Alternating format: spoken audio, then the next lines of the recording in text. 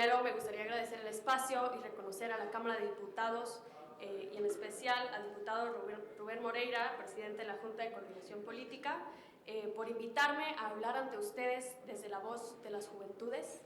Es un privilegio para mí compartir esta mesa con todas y todos ustedes para discutir un tema tan trascendental como el de nuestro sistema energético. Yo soy Alicia Landín, tengo 23 años de edad y vengo en representación del Movimiento Climático Juvenil de México. ¿Le pueden dar a la siguiente, por favor? Hablemos un poquito de democracia y pluralidad del debate en el Parlamento Abierto.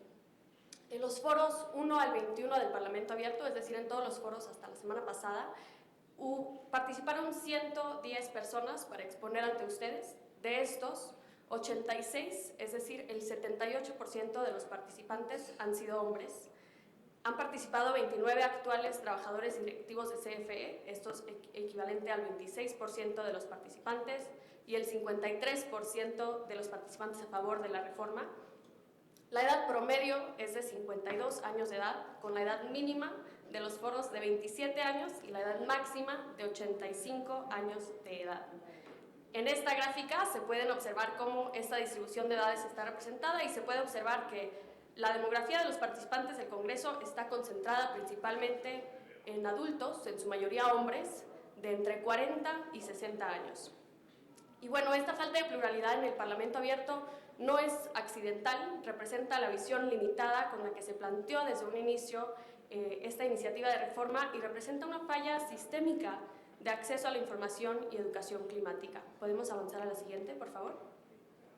Un estudio sobre la percepción de la reforma conducido en diciembre del año pasado mostró que la reforma eléctrica representa el top 10 de búsquedas del país y que casi el 75% de estas búsquedas se realizan para entender su contenido, como bien mencionó la ponente, para entender su contenido de una manera clara, objetiva y sin prejuicios.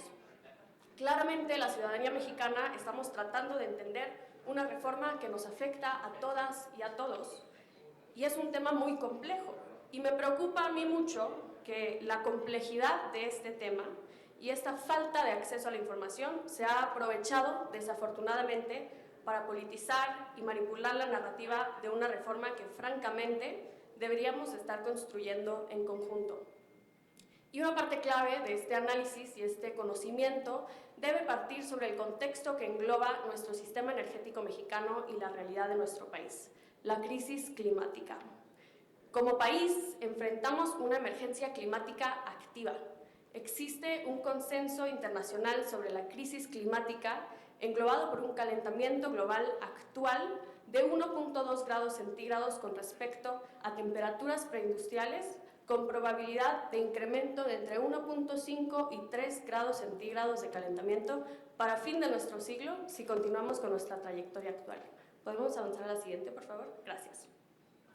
Los efectos de esta crisis, como eventos climáticos extremos, deforestación, afectaciones a la salud, inseguridad alimenticia, muertes, aumentan con severidad con cada grado de calentamiento, cada fracción de grado de calentamiento adicional. Y son desproporcionados en poblaciones que ya tienen vulnerabilidades socioeconómicas, de género, de clase, entre otras. También conocemos y reconocemos que para frenar la crisis climática en 1.5 grados, no revertirla, no dejarla en donde estamos, sino frenar el calentamiento a 1.5 grados, se requiere una transición energética inmediata que elimine la dependencia de los combustibles fósiles y reduzca las emisiones globales a un 45% para el año 2030 y 0 para el año 2050.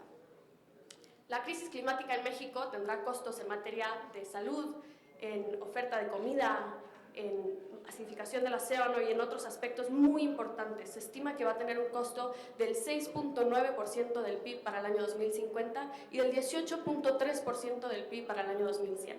Actualmente ya tiene un costo anual del 1.1% del PIB de nuestro país.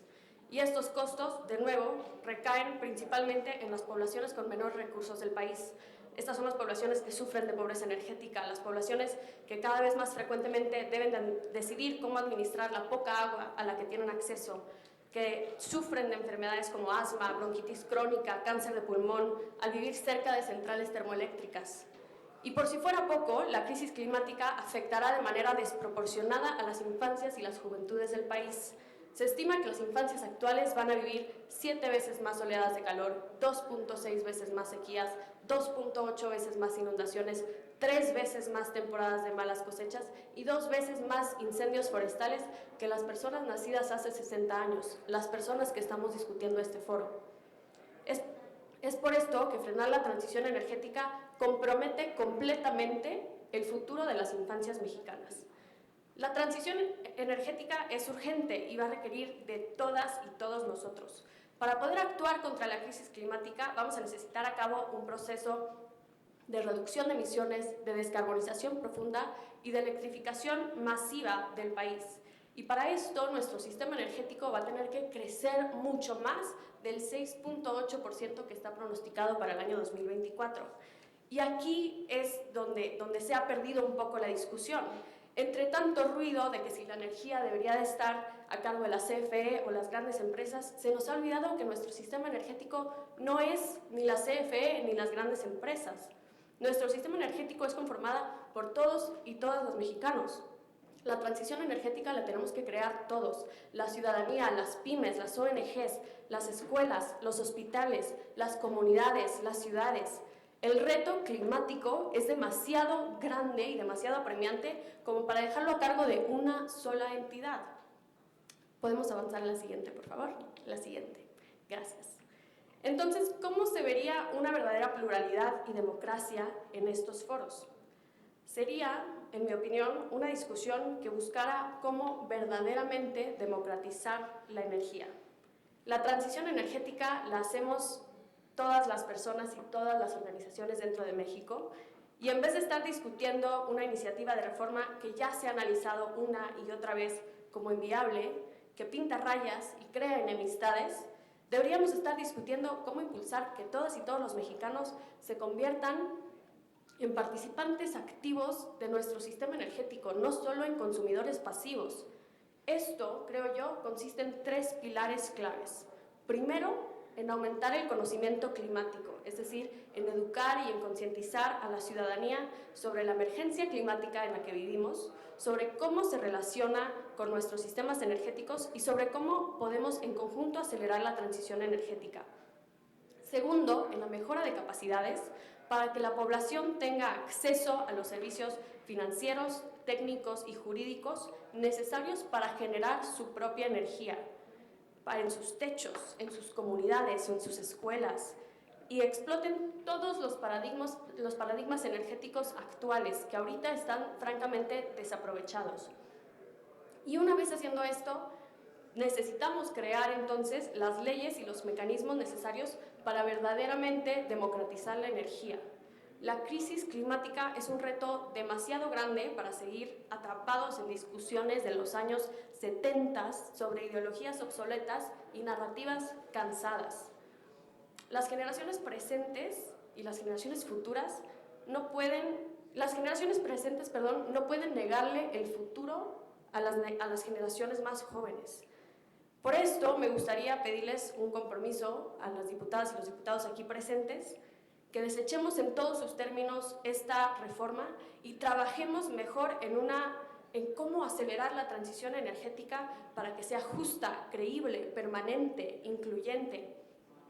La transición energética incluyente no solo es muy favorable para el país, es urgente.